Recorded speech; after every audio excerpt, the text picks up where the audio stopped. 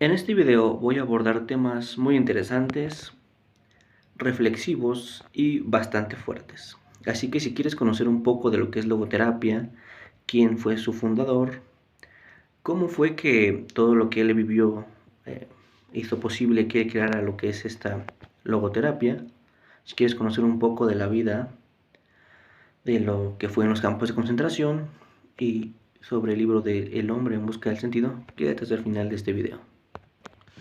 Bien, voy a hacer dos videos. En este primer video voy a explicar lo que fue el internamiento o cómo se vivió. Un poco del libro de El hombre en busca del sentido. Posteriormente haré un segundo video explicando lo que es la logoterapia. Así que vamos a comenzar.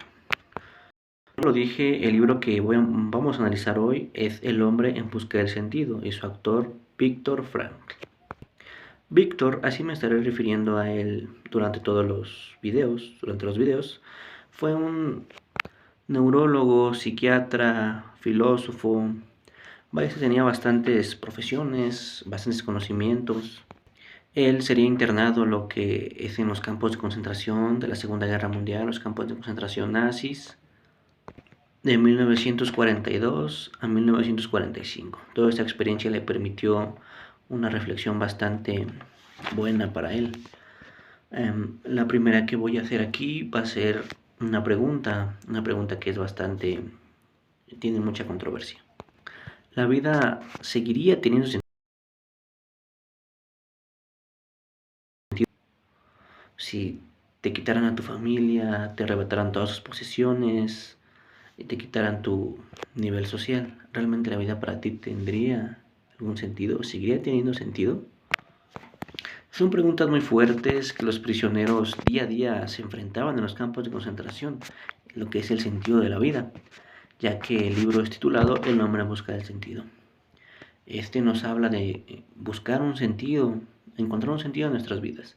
Todas las personas, todos los humanos, los niños, los jóvenes, adultos o los ancianos, los adultos de la tercera edad, tenemos que encontrar un sentido en nuestras vidas. De lo contrario, la vida no significaría nada.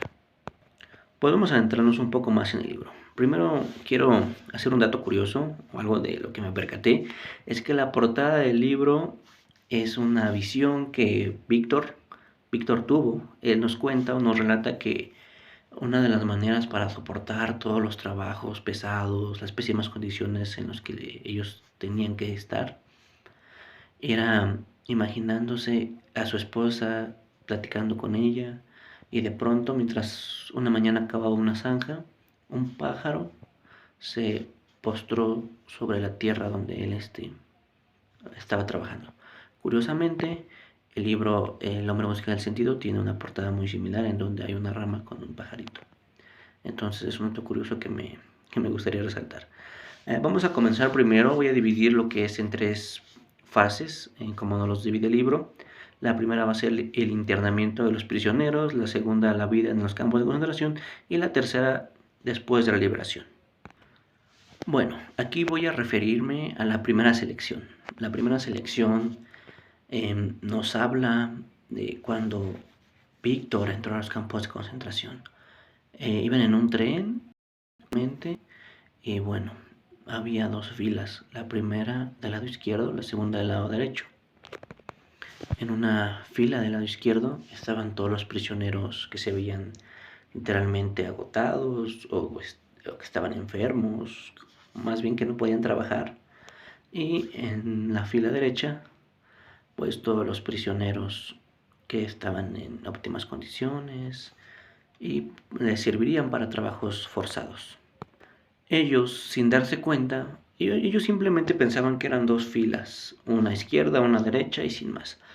Pero esa era la primera selección. ¿A qué me refiero con esto? Los hombres del lado izquierdo, los que estaban enfermos, los que se veían fatigados, agotados y que no les servían para trabajar, solo tenían un destino, y era la muerte. Ellos estaban en un campo de concentración, el cual se llamaba Auschwitz.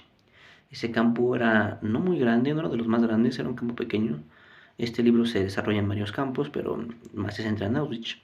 Este campo tenía cámaras de gas y crematorios, y para ellos lo que significó estar en la línea izquierda fue la muerte.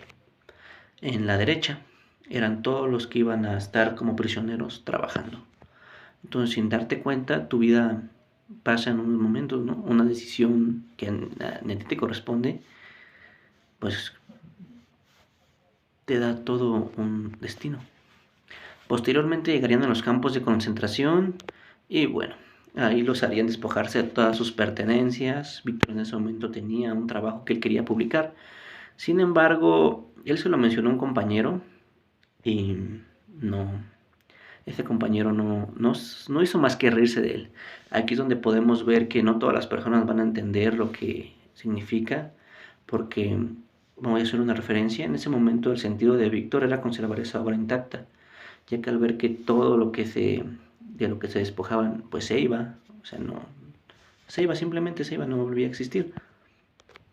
Para él en ese momento el sentido de su vida era conservar esa obra y publicarlo. Normalmente eso también fue uno de los sentidos para que Víctor sobreviviera. Pero se lo despojaron de su obra. Y bueno, aquí quiero resaltar lo que es unos puntos más importantes, que es cómo vivían los prisioneros en los campos de concentración. La pregunta que él nos plantea en el libro es cómo trata de deducir cómo es la psicología durante la vida del prisionero en los campos de concentración. Posteriormente llegarían a sus dormitorios, se ducharían, las duchas eran pues todo completamente desnudos, en los dormitorios eran literas de 2 por 2.5 metros y pues solamente tenían 2 mantas, o sea vivían en condiciones pésimas. Pero la única forma de generar calor era pues juntándose entre ellos, aunque parezca un poco trillado y chistoso, esta era la única forma de mantenerse caliente. Quiero aquí dar una pequeña pausa para explicar cómo en ese momento, o sea, qué pasaba por la mente de Víctor y de todos los prisioneros. O sea, te arrebatan tu libertad, no vas a volver a ver a tu familia, pierdes sentido de todo, pierdes todo. Simplemente quedas como una persona desnuda, como relata el libro. Bueno, creo que esto es muy importante porque, o sea, ¿qué pasaba por sus mentes en ese momento? Es muy drástico, ¿no? De pronto perder todo. Había quienes no soportaban la idea de perderlo todo. Y ahí la esperanza era un papel muy fundamental en todo el desarrollo de lo que fue la vida de los prisioneros en el campo de concentración. A tal caso que Víctor, bueno, tenía un amigo, vamos a llamarlo amigo, que él decía que sería liberado un 31 de marzo, que la guerra se acabaría y que todo esto terminaría. Finalmente, ese 31 de marzo, la guerra no terminó para él. O un día antes, me parece que fue el 30, la guerra no terminaría y seguía. Él perdió la esperanza de que sería liberado. Posteriormente enfermó de fiebre y al día siguiente murió. En términos coloquiales, la guerra terminó para ese chico el 31 de marzo. Y aquí quiero recalcar algo muy importante, ya que pues sí, a pesar de que fue fiebre lo que lo mató, realmente fue el perder la esperanza. Él tenía esperanzado pues simplemente que ese día que él dijo que terminaría, ser libre. Lo que ellos querían es ser libres, ver a su familia, retomar el sentido de su vida. Que hasta ese punto yo creo que para muchos todavía no existía un sentido realmente concreto. Así, muchos prisioneros perdieron el sentido, ya que en Navidades, cuando estaban las fechas decembrinas, muchos tenían la esperanza de que la guerra acabara para que pudieran ir con su familia. Y al no darse, o más bien al darse cuenta de que no llegaría al término lo que es la guerra, perdían la esperanza, su sistema inmunológico bajaría sus defensas y lo que haría que se enfermaran. Pero el principal factor de todo esto es perder la esperanza. Vamos a continuar con la segunda fase, que es la vida en el campo de concentración de los prisioneros. Primero que nada, ahí lo que desarrolla un prisionero es apatía, ¿no? Al no sentir un desapego de sentimientos, un desapego emocional, ya que al ver todas las condiciones que ellos tienen, como el hecho de que trabajan con zapatos de madera, con alambre atado, y si no tienes zapatos tienes que trabajar descalzo, que la comida es muy escasa, una porción de sopa, una porción de pan al día. Está muy drástico todas estas circunstancias, lo que hace que los prisioneros desarrollen un desapego emocional. El desapego emocional no significa que no tengas emociones, significa que a través de las circunstancias que vives, tus emociones se van haciendo menos perceptibles, es decir, un poco más escasas. Lo que se conoce como generar apatía, no ser empáticos, no entender las situaciones de los demás. Y esto es muy común, ya que lo único que pensaban ellos era en sobrevivir, a tal grado que pues no les importaba mucho el otro en algunos casos, otros sí. Algo también que cabe recalcar aquí es que lo que más le dolía a los prisioneros no eran los golpes físicos, sino eran los insultos que conllevaban los golpes físicos. En cada golpe te llevabas un insulto mediocre, un insulto bien formulado por los guardias, porque realmente los guardias también desarrollan este desapego emocional al ver todas las circunstancias que se está viviendo, o sea, porque ahí necesitaban guardias fuertes, que quisieran cumplir la ley, que no tuvieran miedo a lastimar a las personas. Y de repente te pones a pensar qué pasaba por la mente de esos guardias al lastimar tan feamente a una persona que no cumple las reglas, al decir esos insultos. Prácticamente esto es un poco de conductismo para no romper lo que es las normas. Ellos tenían presente en la Segunda Guerra Mundial que los prisioneros funcionaban abajo de tener un poco de esperanza para que ellos pudieran trabajar y seguir viviendo. La esperanza era la liberación que ellos tenían concebida y debían mantenerlos firmes con un poco de comida, dándoles un poco de lo que les hacía sentir vivos y controlados. Otra parte muy importante que me gustaría recalcar es que Víctor hace referencia a los sueños. Es decir, el humano busca satisfacer primero sus necesidades fisiológicas. Ya lo había abordado en un anterior video, que es la pirámide de necesidades de Maslow. Está aquí mismo, si no lo has visto, velo, está muy bueno. A tal grado de que los prisioneros soñaban con un buen baño, con una buena comida y con un buen descanso, porque si el descansar en esos campos era pésimo. O sea, solamente dormías, descansamos un poco, pero no al 100 como te hubiese gustado, como si estuvieras descansando normalmente. Entonces, al no poder satisfacer esas necesidades básicas o fisiológicas, lo hacían a través del sueño. Y él menciona un pasaje que dice más o menos así: iba a atreverme a despertar a mi compañero, sin embargo, al darme cuenta de que la realidad en la que estábamos era aún más cruel que alguna pesadilla que estuviera soñando, mejor decidí no despertarlo. Realmente la realidad era mucho más cruel que cualquier pesadilla que yo estuviera. El hambre aquí era uno de los temas a más hablar, de los que más se hablaba, ya que era muy poca la comida que estos recibían. Entonces, cuando ellos acababan la zanja, pues, ¿qué hacían? Platicar sus platillos favoritos. Esto los mantenía en cierta forma, digamos que activos, con la esperanza. Lo que vas a hacer o lo que harás, tiempo de futuro te da esperanza. Aunque realmente después no resulte ser como tú lo querías, pero en ese momento te da esperanza. Otro de los párrafos en donde Víctor también hace muchas referencias es uno cuando se llama cuando se ha perdido todo. Es decir, has perdido completamente la esperanza de salir, ves que esto no se termina. O sea, es un show, ¿no? Tu estado mental. Primero, tus condiciones físicas son deplorables. ¿Por qué? Porque no comes bien, no descansas bien, trabajas en condiciones muy extremas. Y segundo, lo mental está hecho un caos. O sea, extrañas a gente, no te sientes bien contigo mismo, te haces miles de preguntas existenciales. Y a él lo que le daba fuerza a seguir adelante era imaginándose dando conferencias. En mi parte, o por mi parte, por lo que yo creo, eso ayuda bastante. En algún momento creo que todo lo hemos hecho. Cuando de repente estamos haciendo una actividad que no nos gusta, pues, ¿qué haces? Imagínate otra cosa. Imaginas que estás en otro lado, que estás haciendo otra cosa. Imaginas alguna otra cosa para no estar en ese momento ahí. Tu cuerpo está ahí haciendo lo que tiene que hacer, pero tu mente está en otro lado. Él se imaginaba dando conferencias y platicando con su esposa. Esto le ayudó mucho.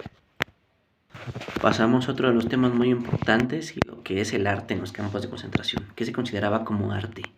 Bueno, ellos fundaron lo que... No fundaron, sino más bien se hacían algunos espectáculos en un cabaret por la noche. Los prisioneros podían ir a verlo. Y bueno, el hecho de despejarse unos minutos, 5, 10, 8 minutos, era bastante gratificante y reconfortante para ellos, ya que ellos tenían que encontrarle sentido a los chistes, a las ocurrencias, payasadas que otros prisioneros se ingeniaban para hacerlos reír. Y bueno, ahí era un buen momento para que sacar el pedazo de pan que te habías guardado durante 2 semanas, disfrutar en ese momento. De eso se trata un poco la vida. El hecho de a veces disfrutar el momento, porque toda la vida es efímero, nada está asegurado. Y sí, su tortura fue, para algunos, fue efímera, para otros, pues simplemente un poco menos, porque terminaron muriendo. Y después ellos terminaron en lo que es la liberación. O sea, el hecho de que ellos encontraran o se permitieran el sentido del humor en situaciones tan extremas, es lo que le da sentido a la vida. Ellos sabían que a pesar de todo lo horrible, todo lo que pasaban, todos los trabajos que tenían que seguir haciendo al siguiente día, se permitían darse 5 minutos, un break para descansar, para relajarse, para reírse, ya que la risa ayuda mucho al sistema inmunológico. Eso también es muy importante. Si constantemente estás alegre y te ríes, al menos 5 minutos, eso fortalece el sistema inmunológico por 24 horas. Le da fuerza a 24 horas. En todo caso, prisioneros que no se reían, que no disfrutaban eso, pues las defensas de su sistema inmunológico tendían a bajar. No quiero hacer muy largo este video, así que voy a ir un poco más a los temas específicos. En el libro nos menciona lo que es la parte de añoranza a la soledad, es decir, lo que los prisioneros buscaban como soledad, no el sentirse solos, sino el que ellos querían estar solos por 5 minutos, aunque realmente las condiciones no eran buenas. O sea, que te digas que te sientas y te relajas 5 minutos, no para nada. Pero ellos necesitaban estar solos consigo mismos 5 minutos, un poco de tiempo al día. Todos lo necesitamos. Otro punto muy importante que nos menciona en su libro es el sufrimiento como logro. El sufrimiento ayuda a forjar nuestro carácter. Hay personas, y no hay personas que sean duras por ser felices. Hay personas que son estrictas y duras por el sufrimiento. Y es que el sufrimiento y todo lo que Víctor pasó en los campos de concentración le permitía tener un crecimiento personal muy, pero muy impresionante, como no se imaginan y no tienen idea. Un crecimiento que solo se da cuando el ser humano atraviesa circunstancias realmente muy catastróficas, muy terribles, y es capaz de sacar lo mejor de ellas, de permitirse ver esa oportunidad durante todo ese mar de problemas y salir fortalecido. Aquí hagamos un término de la resiliencia. Bueno, ahora pasamos a la tercera fase, que es después de la liberación. Ellos nunca comprendieron el significado de lo que era liberación después de ser liberados. Bueno, imagínate que después de tu liberación, aquello que te mantenía con vida, aquello que tenía tus esperanzas a flote, tu familia, el hecho de que tú vas a construir algo, el hecho de que vas a realizar algo, publicar alguna obra, finalmente no sea lo que tú esperas. Ese sentido que tenía tu vida, por lo cual pasaste más de 3 años aferrándote, sobreviviendo a las pésimas condiciones, tratando de no morir, ahora ya no existe. En lo que pasa en la mente es impresionante. Por eso algunas personas cuando pierden el sentido de la vida, a veces pierden lo que es la cordura, a veces me parece que el cerebro se va, la mente se va, el cuerpo sigue, la mente se va a otro lado, divaga, y al no tener ese sentido, pues muchas personas entran en depresión. Aquí la importancia del sentido de la vida. Si tienes un sentido, si tienes algo que realmente sabes que te hace feliz, un sentido por qué luchar, por qué vivir, tu vida va a ser mucho más gratificante, porque ese sentido, gracias a ese sentido que tiene tu vida, vas a poder soportar todas las adversidades. En otras palabras, es lo que Víctor Frank nos refiere en su libro. Sí, si hay un porqué, vas a poder soportar casi cualquier cómo. Entonces, sí, eso es muy importante. Finalmente, Voy a cerrar el video resaltando lo que Víctor Frank, aprendió durante todo esto. Primero, aprendió que las pequeñas cosas de la vida son las más importantes y las más gratificantes, que todo lo demás se deja a un lado y si bien es necesario, no es tan importante. Segundo, aprendió a sacarle el provecho a la vida, a ver una puesta de sol, a ver unas flores como lo más maravilloso. Tercero, hizo un recorrido muy largo. Hubo un tiempo en el que se enfermó y no tenía sentido morir, a menos que le sirviera de algo a los demás. Es lo que te da sentido o el legado que vas a dejar. Simplemente, ¿qué quieres después de morir? ¿Qué quieres dejar en la humanidad? ¿Qué quieres que se represente en tu biografía cuando simplemente estés muerto? Son temas muy fuertes, hablar de muerte, hablar de enfermedades, hablar de desquiciación por sentido de la vida, y el más fuerte de todos, el sentido de la vida mismo. Eh, Víctor, Víctor tuvo un crecimiento personal impresionante, como ya lo mencioné. Aprendió bastante, aprendió mucho y todas las condiciones que vivió en Auschwitz le permitieron ser lo que es hoy y le permitirían crear su terapia, lo que conoceríamos como logoterapia. Bien, eso ha sido todo por el día de hoy. Posteriormente voy a estar subiendo lo que es el video de la logoterapia. Así que si no te quieres perder ningún video, dale like, suscríbete y activa la campanita de notificaciones.